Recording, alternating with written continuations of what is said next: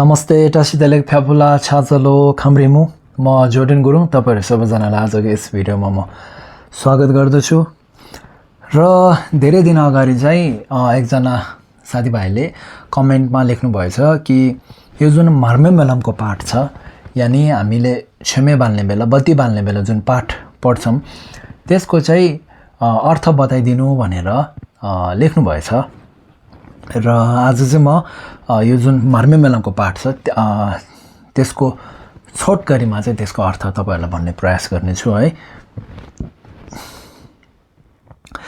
र अब यो पाठ यस प्रकारको छ, तपाईहरुको लागि मैले नेपालीमा लेखिदिएको छु, हेर्नु होला।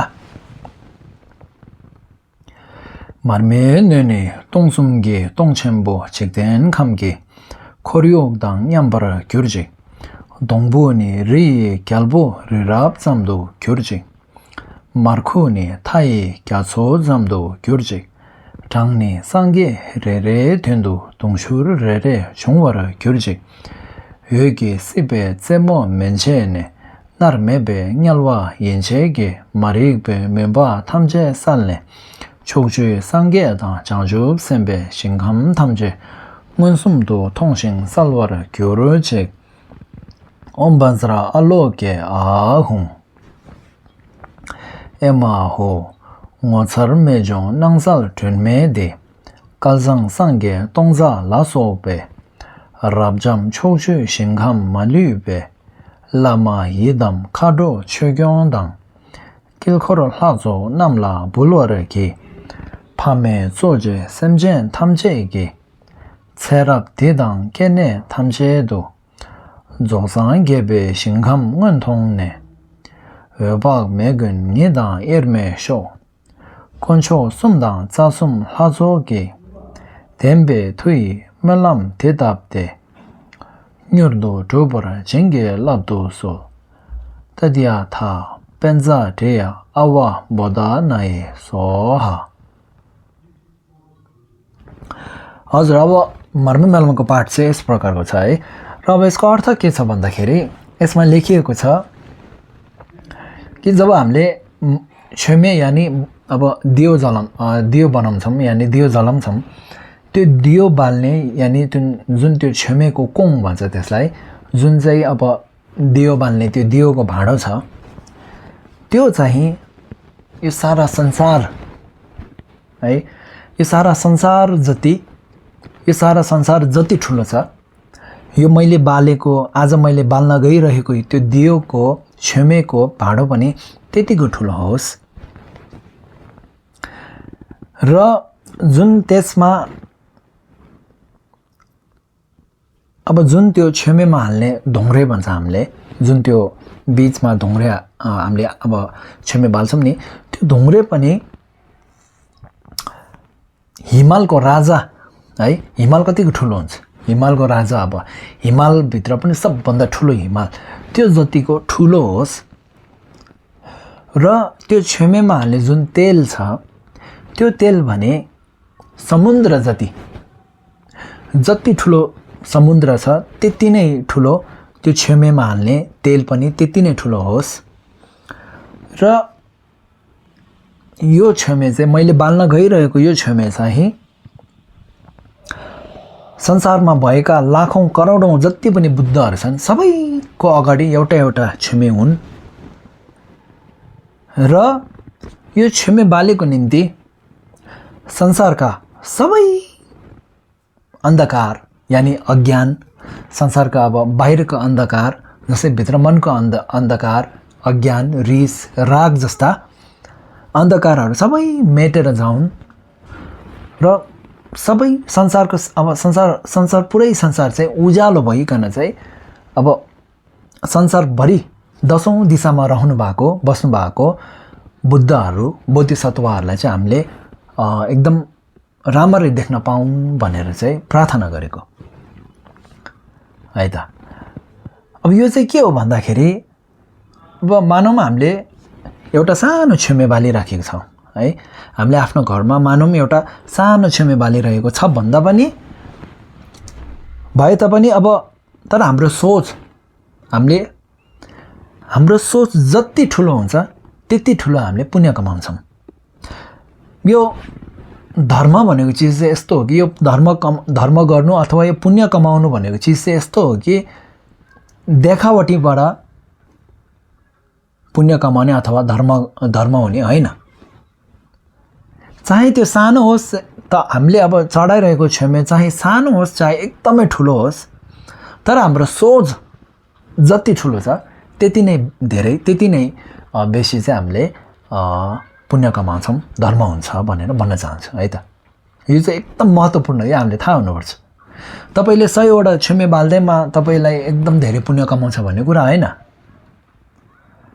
यदि तपाईँले एउटाभन्दा धेरै छेमे बाल्नै सक्नुहुन्न भने तपाईँकोमा त्यो एउटा छेमे बाल्न सक्ने मात्र तपाईँकोमा पैसा छ भने त्यो एउटा छेमे बाल्दा पनि हामीले सानो सोच लिनु भएन है। आफू राम्रो होस्, मेरो गुरु राम्रो होस्, त्यतिमा हाम्रो सोचलाई सीमित गर्नु भएन कि म जस्तै दुःख भोगेका संसारका सबै प्राणीहरूलाई दुःख छ र त्यसैले चाहिँ म जस्तै संसारका सबै प्राणीहरूले चाहिँ सुख प्राप्त हुन्, दुःखबाट मुक्ति हुन्, मनको अन्धकार मेटेर जाउन् है, मनमा उज्यालो प्राप्त हुन्। र मैले बालिरहेको यो छेमे चाहिँ मेरो गुरुलाई मात्र नभइकन संसारमा जति पनि गुरुहरू छन्, संसारमा जति पनि बुद्धहरू छन्, संसारमा जति पनि रक्षक या बोधिसत्वहरू छ, उहाँहरू सबैलाई चाहिँ म यो छेमे चढाउँछु भनेर चाहिँ ठुलो सोच लिनु पऱ्यो कि। हाम्रो सोच भनेको त जति पनि ठुलो बनाउन सक्ने छ नि त। तपाईँको अगाडि भएको त्यो छेमेलाई तपाईँले ठुलो बनाउन नसक्ला है, आफ्नो आर्थिक अवस्था यानि आफ्नोमा पैसा नपुग्ला, तर सोच्नुको लागि त पैसा चाहिँदैन नि होइन। जति पनि हामीले सोच्नु पायौँ नि त। अब जति पनि सोच्न पाउने बेला चाहिँ हामीले जति सकेसम्म धेरैभन्दा धेरै ठुलोभन्दा ठुलो सोच्ने है। संसारको बुद्धिस्टहरूलाई मात्रै फाइदा होस् त्यस्तो होइन। संसारमा चाहिँ जुनै धर्म मान्ने होस् या धर्मै नमान्ने मान्छे होस्, सबैजनालाई चाहिँ सुख प्राप्त हुन्, सबैजनाको चाहिँ मनको अन्धकार मेटुन् है। अब झन् चराचुरुङ्गी पशुपन्छी, अब साना ठुला किराहरू, अब उनीहरूलाई त झन् त्यस्तो अब राम्रो भलाइ सोच्नेको क्षमता पनि छैन उनीहरूलाई। उनीहरूको लागि पनि हामीले सोचिदिने है। त्यसैले अब संसारमा जति पनि प्राणीहरू छन् सबैको लागि चाहिँ सोचेर, चाहे अब धार्मिक कार्य जुनै पनि हुन् है, छेमे बाल्ने होस् अथवा गुम्बाहरूमा अब साङहरू बाल्ने है, बत्ती बाल्ने र अब खानाहरू चढाउने, दान गर्ने, जुनै सुकै धार्मिक कार्य भए पनि हामीले ठुलोभन्दा ठुलो सोच लिनु पर्यो है त। त्यो गऱ्यौँ भने चाहिँ हामीले त्यस्तो सोच लियो भने चाहिँ हामीले धेरैभन्दा धेरै पुण्य कमाउन सक्छौँ। सानो चिजबाट पनि हामीले आफ्नो सोच ठुलो भएको कारणले चाहिँ धेरैभन्दा धेरै धर्म कमाउन सक्ने, पुण्य कमाउन सक्ने हुन्छ भनेर भन्न चाहन्छु है त। र त्यसै गरी अब यहाँ लेखिएको छ कि अब मैले यो बाल्न गइरहेको मैले यो छेमे दियो चाहिँ अब 10औं दिशामा रहनुभएको बुद्धहरूलाई, लामाहरूलाई है र रक्षकहरू, बोधिसत्वहरू, जति पनि गुरुहरू हुनुहुन्छ उहाँहरू सबैलाई चाहिँ मैले यो छेमे चढाउँछु भनेर लेख्नु भएको छ।